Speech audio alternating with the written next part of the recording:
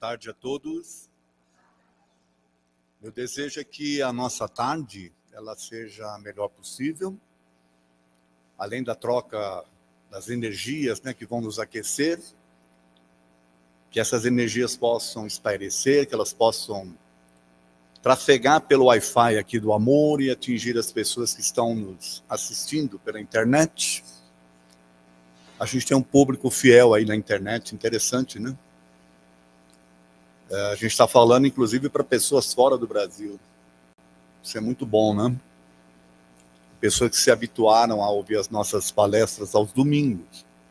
E para quem não sabe, nós também agora estamos transmitindo às segundas-feiras, tá? À noite. E a intenção é que a gente consiga transmitir todos os dias. Vamos ver se a gente consegue, tá bom? Então, que Jesus nos abençoe e permita que a gente tenha uma tarde muito agradável juntos, viu?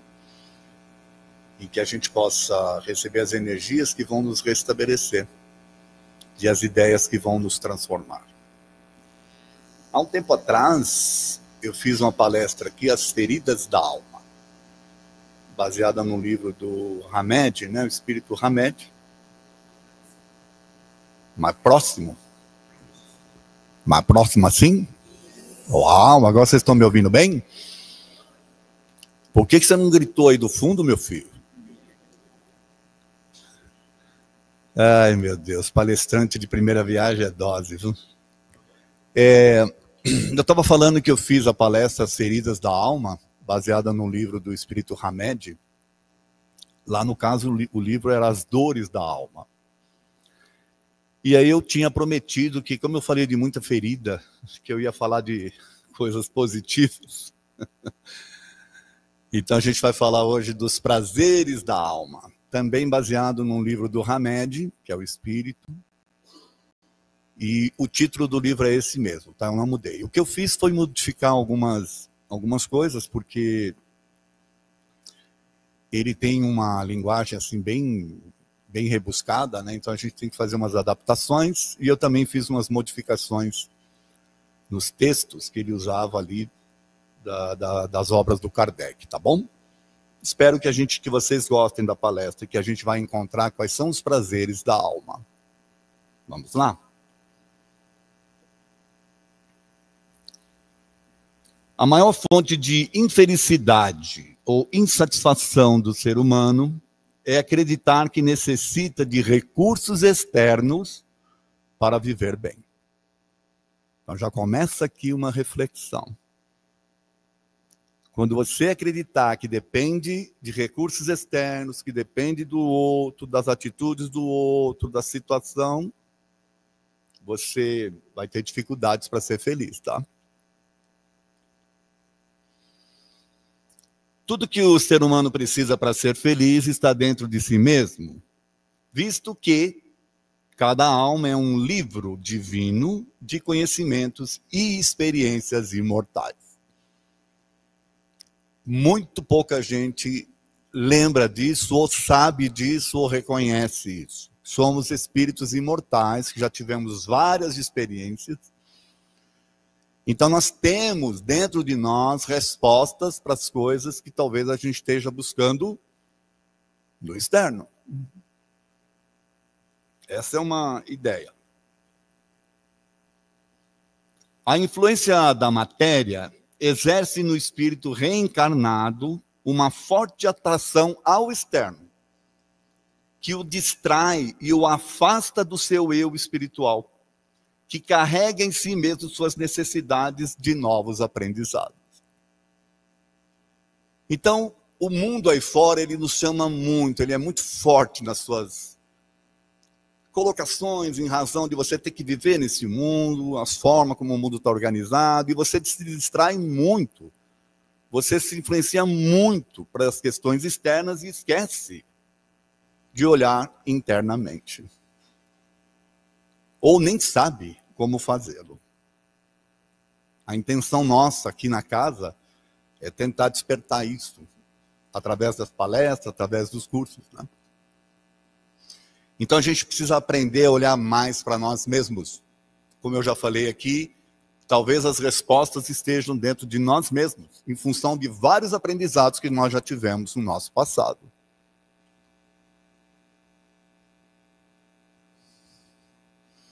Quem olha para fora sonha, quem olha para dentro desperta. Essa é uma frase do Jung, que vem reforçar isso que nós estamos falando. O Jung, com essa frase, diz, olha, quem está olhando para fora está sonhando, quem olha para dentro está despertando. A questão espiritual em nós.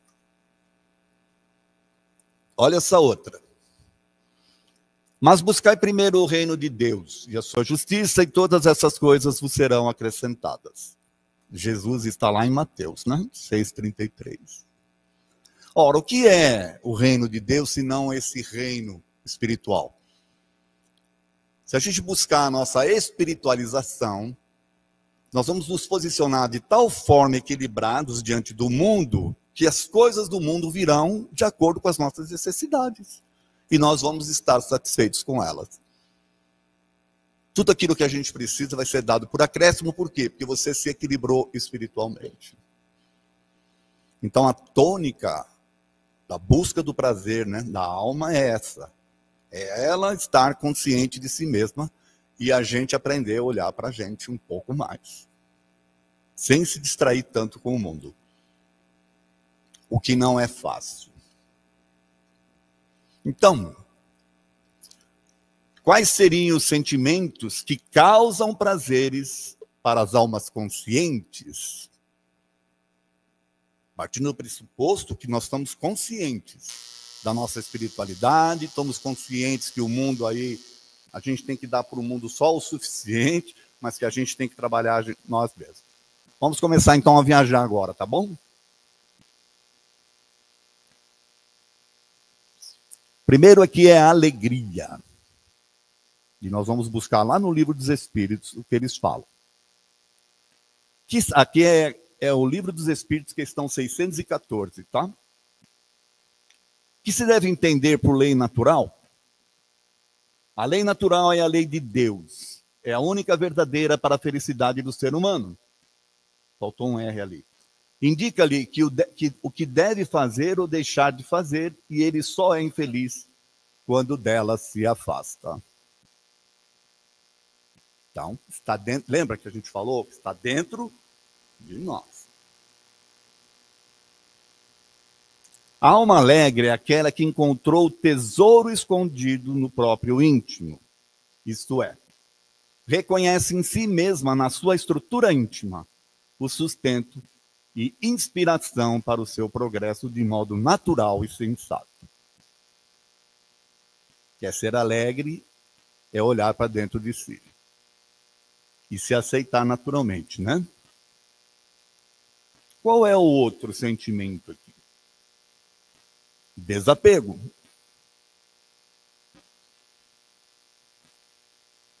Questão 895. A atitude de verdadeiro desinteresse é tão rara na Terra que, quando demonstrada, é admirada por todos como se fosse um fenômeno. Eu até separei esse trecho, porque tem uma continuidade depois. Eu separei para a gente prestar atenção. Em 1857, os espíritos estavam dizendo que a atitude de verdadeiro desinteresse é tão rara que quando alguém demonstra, é tratado como se fosse um fenômeno. Então veja que não é uma coisa da atualidade, né? Quando uma pessoa encontra uma mala e com dinheiro e devolve, que fica todo mundo noticiando, como se fosse a coisa mais absurda do mundo. Imagina, o cara devolveu. Como se não devolver fosse o normal. Olha aqui, os espíritos já falavam isso lá em 1857. Não é interessante? Aí segue aqui ainda, ó. O apego às coisas materiais constitui sinal notório de inferioridade, porque quanto mais se aferrar aos bens deste mundo, menos o ser humano compreende o seu destino. Pelo desinteresse, ao contrário, demonstra que encara de um ponto mais elevado o futuro. Então, ao demonstrar o desinteresse, o desapego, ele está, de fato, olhando o seu futuro. Qual que é o nosso futuro como seres encarnados? O que vocês acham que vai acontecer com a gente uma hora? Nós vamos voltar para o plano espiritual, certo? É o que eles estão falando aqui. Quanto mais desapegado você estiver, menos problemas você vai ter no seu regresso. Que é a realidade. Né? Assusta, mas é a realidade. O desapego representa uma atitude de aceitação do que não se pode controlar e de foco no que se pode influenciar, promovendo a serenidade e a paz interior. Para refletir sobre isso, tá? Desapego demonstra que você não pode controlar determinadas coisas e traz para você, por agir dessa forma, a paz interior.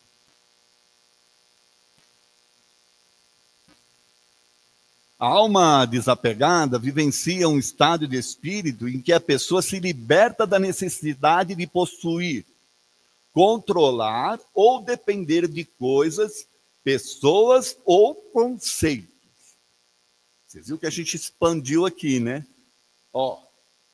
Possuir, controlar e depender de coisas, pessoas ou conceitos. Numa época de polarização política, é de extrema importância a gente ter essa ideia, tá? Essa liberdade permite uma maior paz interior e uma perspectiva mais ampla sobre a vida.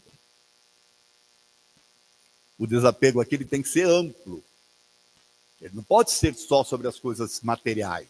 Muita gente acha que é desapegar-se das coisas materiais. Não, é desapegar mesmo. Às vezes até de afetos mal controlados, que criam dependências afetivas, dependências emocionais. É o externo te controlando, não? Qual é a próxima? Sabedoria.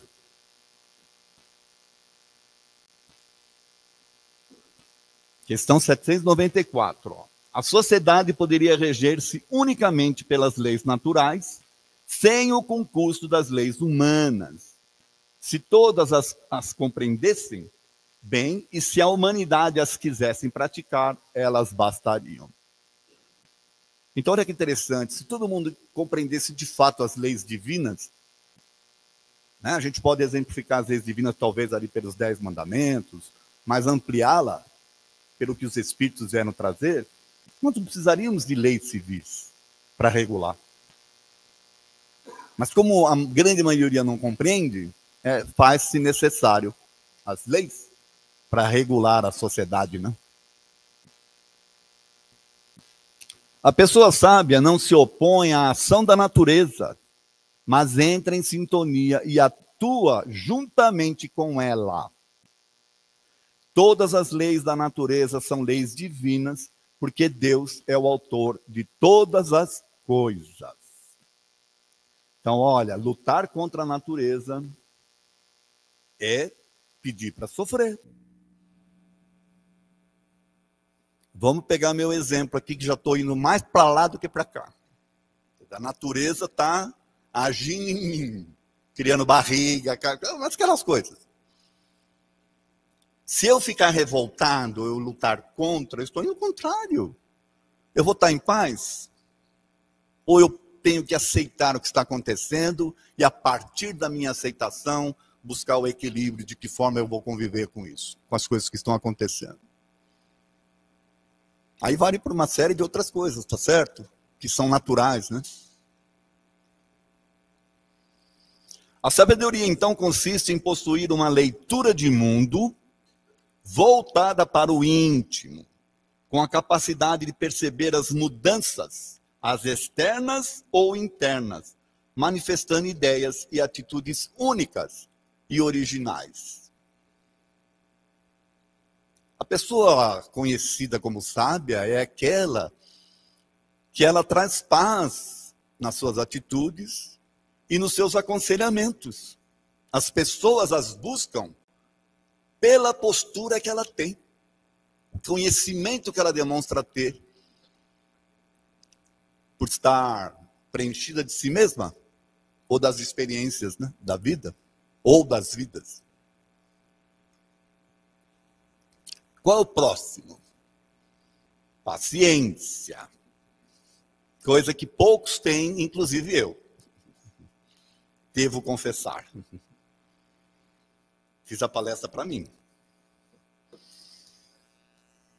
Questão 628. Ó. Importa que cada coisa venha a seu tempo. A verdade é como a luz. O ser humano precisa habituar-se a ela, pouco a pouco. Do contrário, fica deslumbrado. Então, que as coisas venham a seu tempo. A impaciência desequilibra os processos da natureza em nós. A paciência pode mudar nosso modo de ver e enfrentar conflitos. Afinal, todo problema contém em si mesmo a semente da solução. Às vezes a gente fica tão desesperado para tentar resolver alguma coisa que não consegue enxergar a solução que está ali. Eu gosto muito de uma frase do Confúcio que ele diz o seguinte: se você tem um problema e ele tem solução, você não tem um problema. Mas se você tem um problema que não tem solução, você não tem um problema. É simples.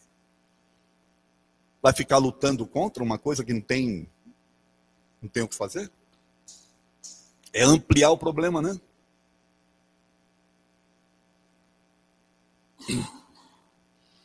Próximo aqui, ó. Afetividade.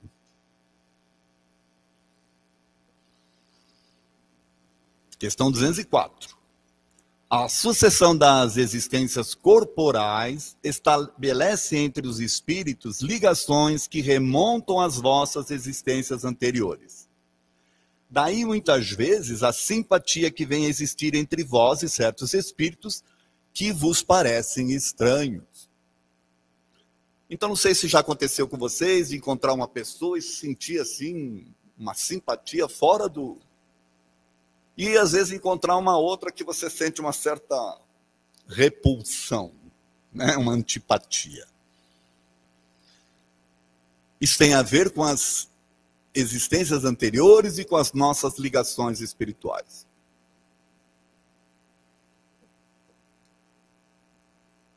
Tudo que existe tem sua origem no amor. A afetividade é a capacidade de um ser humano sentir, expressar e vivenciar emoções, sentimentos e vínculos amorosos. Próximo aqui, ó. Respeito. Questão 803.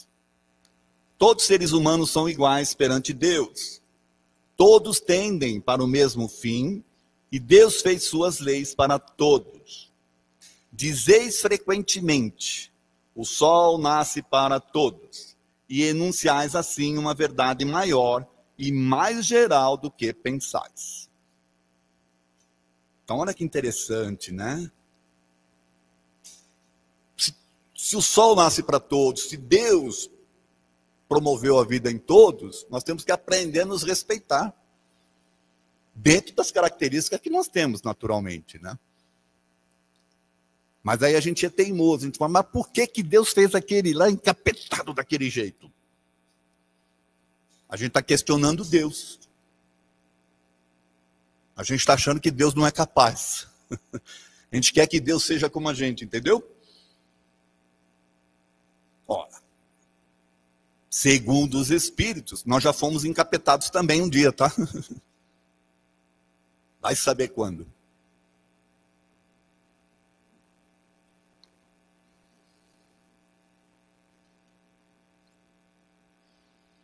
Somente optando pelo autorrespeito é que conseguiremos o respeito alheio. Assim, encontraremos nos outros a mesma dignidade que damos a nós mesmos. Ó, isso aqui é de extrema importância a gente ouvir e pensar, hein? Porque às vezes a gente quer respeito do outro, mas como a gente não se respeita, a gente se sujeita a atitudes dos outros que nos desrespeitem. Então, tendo autorrespeito, a gente vai, de alguma forma, pela própria energia nossa, perspassar, né, ou transferir para o outro a necessidade de nos respeito a nós mesmos. Que ele nos respeite como nós o respeitamos. Olha, num futuro breve, quando a criatura humana se legitimar pelo que é e onde quer chegar, adquirirá o respeito dos outros e de si mesma. Isso aqui é uma sentença que o Hamed faz, né? Lá na frente. Quando a gente tiver de fato quem somos, onde a gente quer chegar, a gente vai ter o respeito dos outros e o próprio respeito de nós mesmos. Por enquanto a gente ainda está tateando no entendimento de nós mesmos e do que a gente espera da vida. Né? Próximo aqui. Autoconhecimento. Isso aqui é importantíssimo, tá, gente? É uma das coisas que os espíritos, eles falam muito para a gente. Por quê? Porque é de extrema importância. Vamos entender. Questão 919. Qual o meio prático mais eficaz que tem o ser humano de melhorar nesta vida e de resistir à atração do mal? A resposta: um sábio da antiguidade já vos disse: conhece-te a ti mesmo. Então Kardec fez uma pergunta: o que a gente precisa para, melhorar na vida, resistir às atrações do mal? O que a gente tem que fazer? Ora, conhece a ti mesmo. Você se conhecendo, você vai saber como driblar as coisas, como evitar. Tá certo? De segundo os espíritos. O autoconhecimento é a capacidade inata que nos permite perceber de forma gradativa tudo o que necessitamos transformar. Ao mesmo tempo, amplia a consciência sobre nossos potenciais adormecidos, a fim de que possamos vir a ser aquilo que somos em essência. Eu, quando leio essas coisas, eu lembro de mim mesmo há 40 anos atrás, quando eu cheguei aqui. E que quando eu comecei a estudar, quanto eu me transformei. Olha, o que é que me fez transformar? Que é o que eu sempre falo aqui no início das palestras, né? Que as ideias venham nos ajudar nos processos de transformação. O que é que eu fiz? Autoquestionamento. Questionamento das minhas atitudes, se aquilo que eu estava querendo para a vida ela estava certo ou não estava, o que esperar da doutrina espírita, por que eu vim parar numa casa espírita, por que eu estou estudando a doutrina. Ou seja, essas coisas todas vão fazendo com que você faça esse processo de reflexão em você mesmo. E, consequentemente, você vai buscando espiritualizar-se, né? Vai buscando se elevar nesse sentido. E aprendendo a equilibrar aquilo que você está aprendendo com o mundo. Você não vai se afastar do mundo, mas você vai ter um controle maior sobre o mundo e não o mundo sobre você.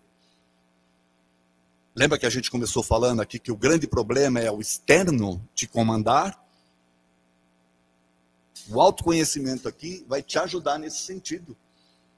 E você só vai conseguir fazer isso se questionando mesmo.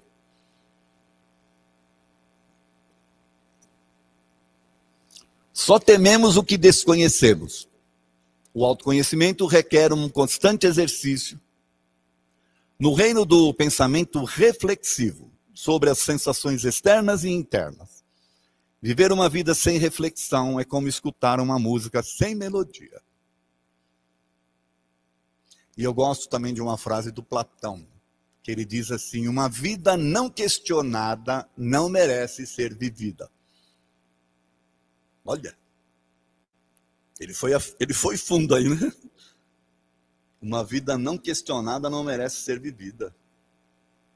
Ó. Calma, gente, vamos viver, tá?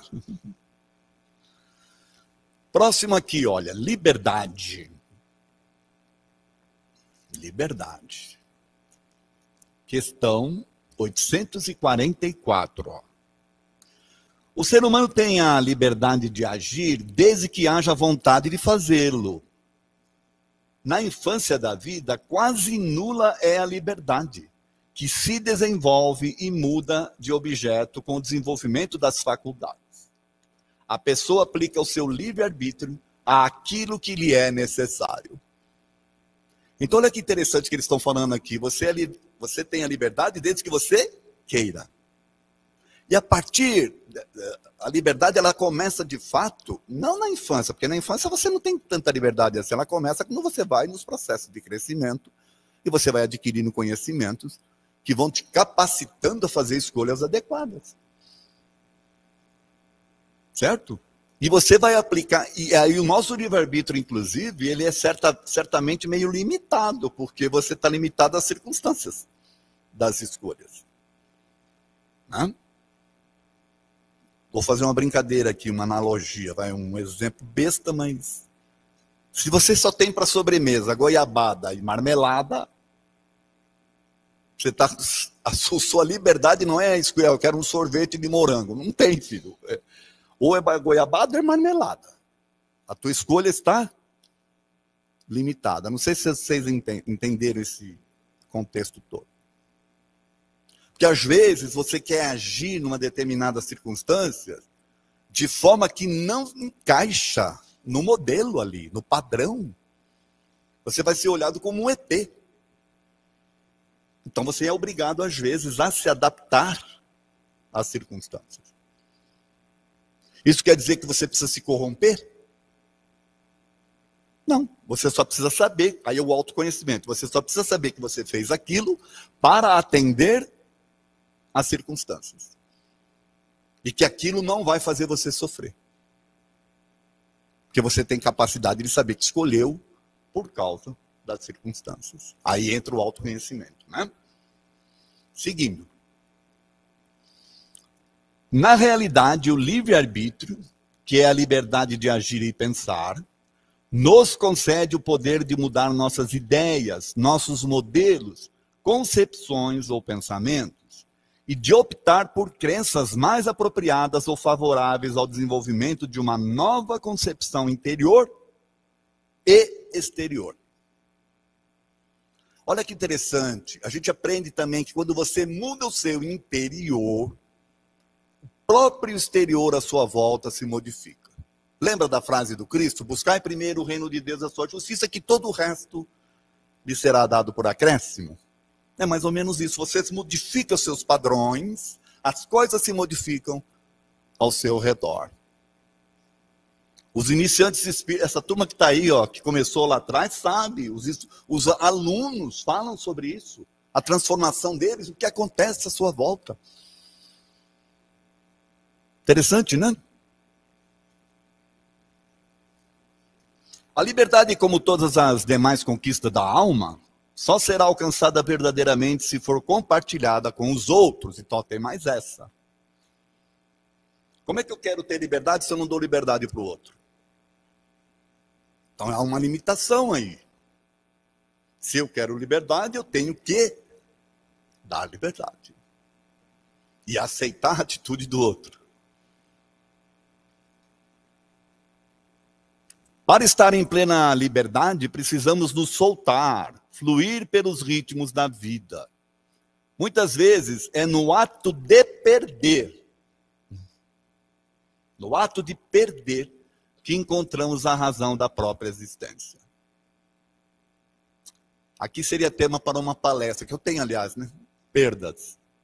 Mas vamos falar rapidamente. Às vezes você está tão preso às coisas que precisa a vida vir e te dar um chacoalhão, você perde alguma coisa, e aquilo faz com que você, lógico, você vai passar por todos os processos de luto e tal. Mas uma vez que você se reequilibra, vem o processo de transformação. Só que a vida precisou dar um empurrão, né? Porque você estava tão fechado ali. É isso que eles falam aqui, tá? Próximo aqui, naturalidade. Questão 779. O ser humano se desenvolve por si mesmo, naturalmente. Mas nem todos progridem simultaneamente e do mesmo modo. Dá-se então que os mais adiantados auxiliem o progresso dos outros por meio do contato social. Olha, essa aqui é a resposta para aquela pergunta que a gente fez. Por que Deus, criou essa coisa aí? Está aqui a resposta. Nem todo mundo progride ao mesmo tempo. Então, se você está mais avançado, você vai ajudar, pelo contato social, a elevar o cidadão. O problema é que tem muitos que, ao invés de elevar, acabam decaindo. O mundo parece que chama mais do que outra coisa. Mas está aqui a resposta para aquela questão, Todos nós somos águas da mesma fonte, mas corremos momentaneamente em leitos diferentes, baseados nos nossos próprios aprendizados. Viemos da mesma fonte, só que estamos... Mas o objetivo é chegar ao mar. Uns vão demorar mais, vão ficar mais enroscados ali nos galhos. Aliás, o espírito adora se enroscar nos galhos ali. Essa turma aqui, quando sair, vai ficar uma meia dúzia parada ali, outra meia dúzia parada lá, conversando. É interessante. Pau de enchente é bom. Ao analisarmos a conduta ética das pessoas, normalmente as medimos com nossa própria métrica e descartamos a natureza da pessoa. Isso aqui é importante a gente entender, tá? A gente mede as pessoas pela nossa métrica. E agora vem uma coisa mais profunda ainda. Em muitas situações, nós medimos as pessoas por seus atos passados, sem darmos oportunidade de saber no que elas se transformaram a partir das suas experiências. É para pensar, A gente não se transforma através das nossas experiências? Dos nossos equívocos e por aí afora? Os outros também. O problema é que se a pessoa fez alguma coisa ruim para você, a pecha que fica é aquela. E aí a gente não dá a oportunidade de saber o que a pessoa se transformou. Lógico, a gente não vai dar as costas para alguém que já nos apunhalou, certo? Mas pelo menos vai tentar olhar no que ela virou, o que ela se transformou, se ela aprendeu com a experiência. Assim como nós. A gente tem que ficar esperto, mas dá oportunidades. Se eu quero ter oportunidade, eu tenho que dar também. Próximo aqui é lucidez. Aqui já não é do livro dos Espíritos, é do Evangelho, tá? Está lá no capítulo 19. É o item 3 desse capítulo 19. O Evangelho segundo o Espiritismo. Noutra acepção, entende-se como fé a confiança que se tem na realização de uma coisa. A certeza de atingir determinado fim. Ela dá uma espécie de lucidez que permite se veja em pensamento a meta que se quer alcançar e os meios de chegar lá. Interessante,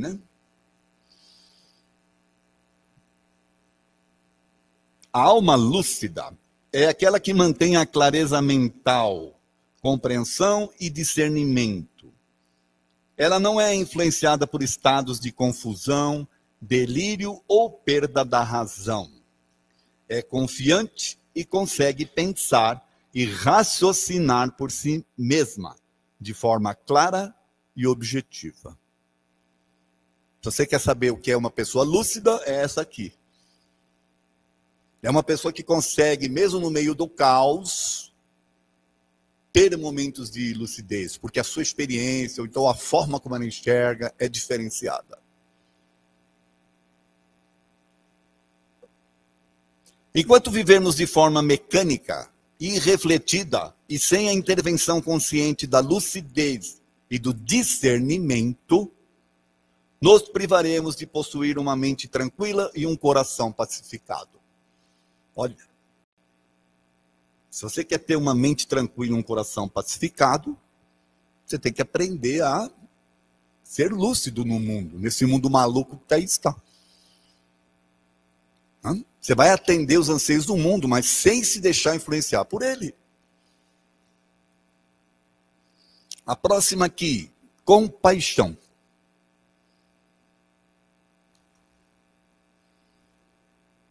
Questão 1009. Interrogai o vosso bom senso, a vossa razão, e perguntai-lhes se uma condenação perpétua motivada por alguns momentos de erro não seria a negação da bondade de Deus? Aqui eles estão falando a Kardec sobre a questão do sofrimento eterno no inferno, por exemplo, coisa desse tipo, tá? Eles falam, interroga a sua razão aí. Por uns momentos de erro, você acha que você vai ser condenado pro resto do... Faça uso do bom senso. Deus tem compaixão por nós. Ter compaixão é possuir um entendimento maior das fragilidades humanas. E quando nos tornamos mais realistas, menos exigentes e mais flexíveis com as dificuldades alheias. Quanto mais compaixão tivermos pelos outros, mais nossa visão de mundo se expandirá. Toda criatura digna tem como característica comum a compaixão. Olha, toda criatura digna. Aqui a gente aprende a ter compaixão também, sabiam?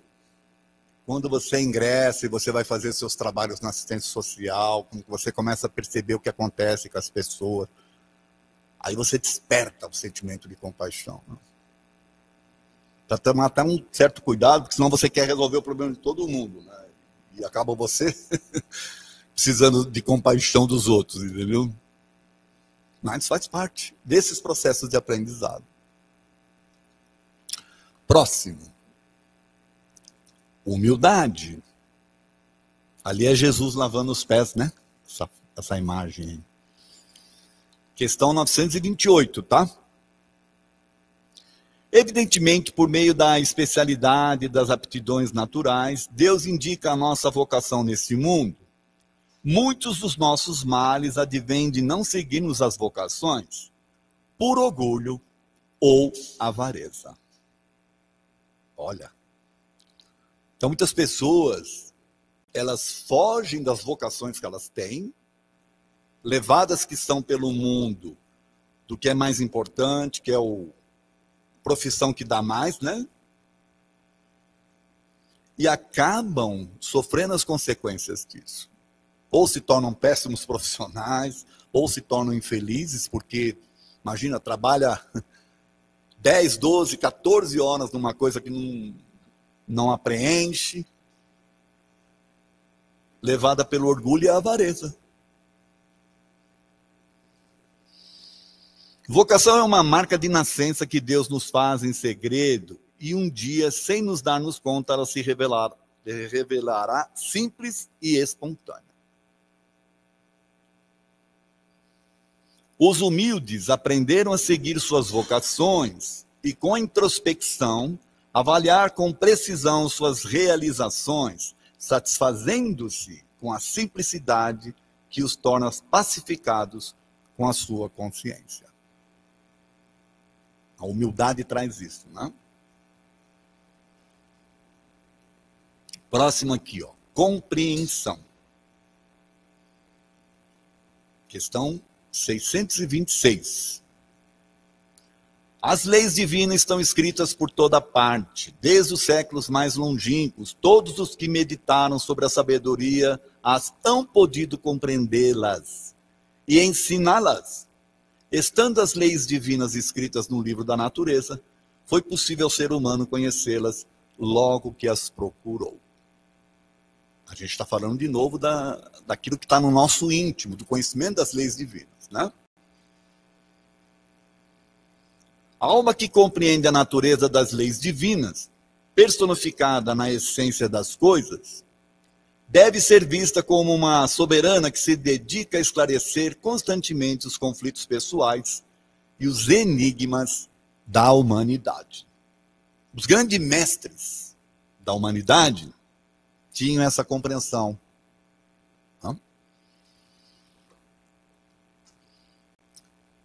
Individualidade, coisa que a gente pouco percebe em nós.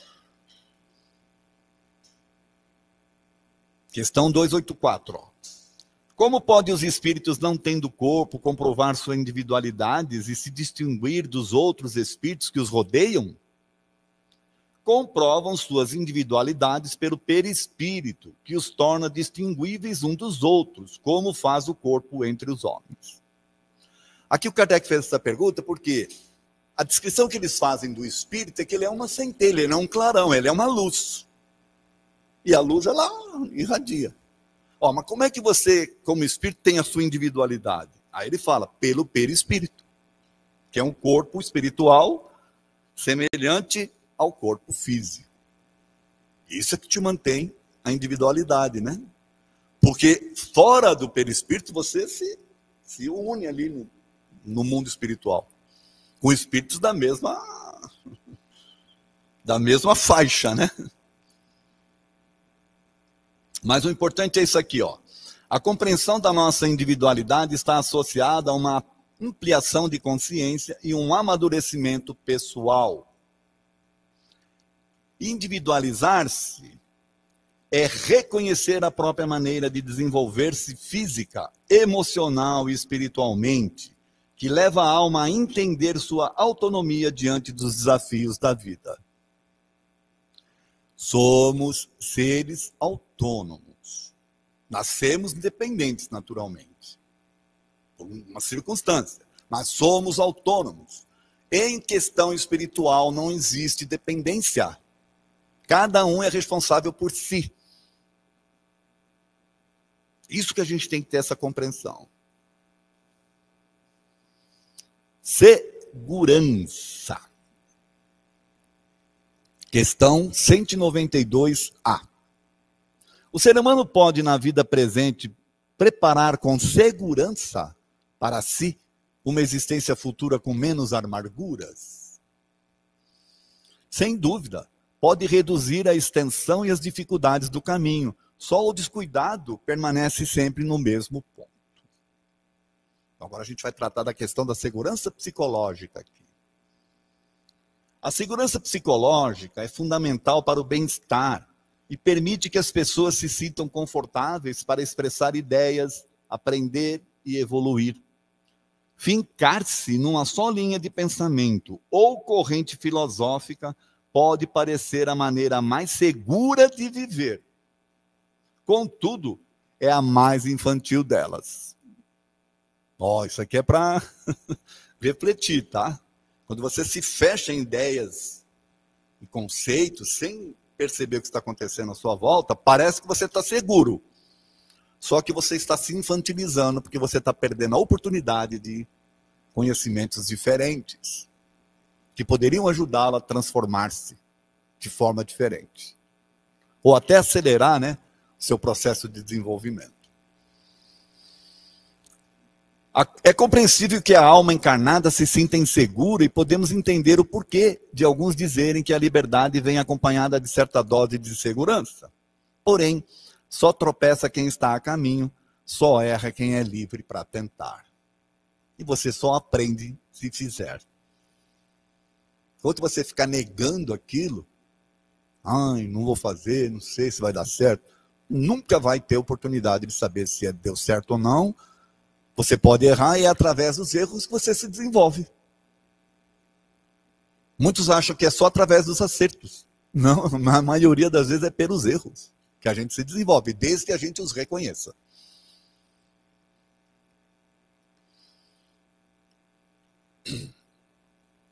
Renovação. Questão 778. O ser humano tem que progredir incessantemente e não pode retrogradar ao estado natural. Desde que progride, é porque Deus assim o quer. Pensar que possa retroagir à sua primitiva condição é negar a lei de progresso. Ao se renovar, o ser humano transformará o mundo. Não devemos voltar nossa atenção para modificar as coisas de fora, mas para aprimorar e despertar as coisas da nossa intimidade. É constante renovação. Por que a gente reencarnou? Podia ficar lá no plano espiritual. A gente reencarnou por quê? Para continuar os mesmos? Ou para uns processos de renovação? Criatividade. Questão 259. Antes de reencarnar, o espírito escolhe o gênero das provas que deva sofrer. As particularidades correm por conta da posição e, frequentemente, dos vossos próprios atos. A gente escolheu lá o que vai vivenciar aqui, as particularidades acontecem através desses processos todos de trocas que a gente faz. Criar é a capacidade inata de desestruturar algo e reestruturá-lo em forma totalmente diferente e original. É importante entender que o espírito reencarna como humano para desenvolver sua capacidade criativa. Então, ficar estagnado, ficar com medo de tentar as coisas, de se relacionar, de vivenciar coisas, não vai fazer com que você se desenvolva, né? Perdão. Estou quase acabando, tá, gente? Questão 886. Qual o verdadeiro sentido da palavra caridade como a entendia Jesus? Benevolência para com todos, indulgência para as imperfeições dos outros, perdão das ofensas. O perdão é o ato de deixar o ressentimento de lado, libertando a pessoa da mágoa e da raiva em relação a uma ofensa ou erro cometido por alguém, ou até mesmo por si mesma. Que a gente tem que aprender a se perdoar também. Aliás, isso aqui é tema de uma outra palestra também, tá, gente? Não vamos se aprofundar muito aqui não, porque tem uma palestra sobre isso. Quando o perdão é consciente, promove a paz interior e a saúde mental e física, pois liberta a pessoa dos sentimentos negativos que a aprisionam.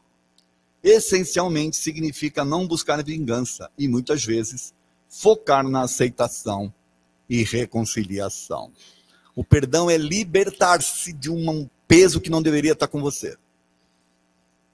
Que você retroalimenta pelo desejo, né, de mágoa, pelos sentimentos de insatisfação, de se sentir injustiçado, sei lá, aí os sentimentos são variados. Mas o perdão é se libertar disso.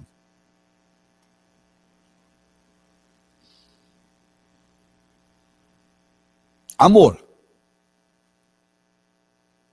Questão 886. O amor e a caridade são um complemento da lei de justiça, pois amar o próximo é fazer-lhe todo o bem que nos seja possível e que desejáramos nos fosse feito. Tal o sentido dessas palavras de Jesus: amai-vos uns aos outros como irmãos. Pois bem, Jesus apresenta o amor como o sentimento por excelência, e os sentimentos são os instintos elevados à altura do progresso feito. Quanto mais evoluído o ser humano, mais ele ama indistintamente. Olha, prestar atenção nisso aqui. O amor desenvolve no ser humano características pessoais que o distingue e particulariza a proporcionar-lhes vontade própria e independência. Ao proporcionar-lhe vontade própria e independência, lhe proporciona a capacidade de dissolver barreiras que o afasta dos padrões e da generalização. Seu espírito se eleva acima dos preconceitos. Quem ama de fato não tem preconceito. Acho que eu vou terminar agora aqui com generosidade. Estou sendo generoso com vocês para encerrar logo. Aqui é no Evangelho segundo o Espiritismo, no capítulo 13.